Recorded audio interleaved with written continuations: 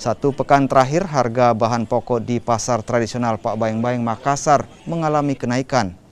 Kenaikan cukup signifikan terjadi pada harga cabai rawit yang mencapai Rp70.000 hingga Rp80.000 per kilogram, yang sebelumnya Rp30.000 per kilogram. Selain cabai, harga bawang merah juga mengalami kenaikan sebesar Rp10.000 yang kini dijual Rp35.000 per kilogram.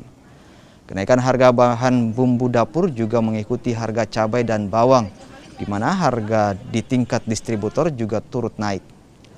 Naiknya harga bahan pokok khususnya cabai dan bawang diduga karena faktor cuaca.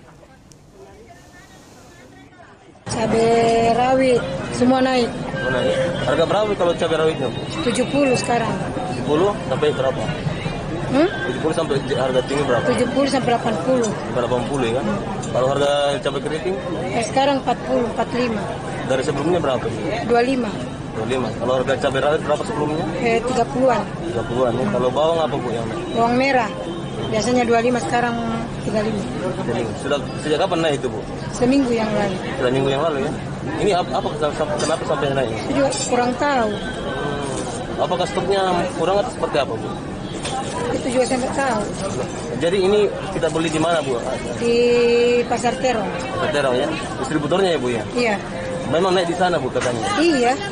Alasannya kenapa?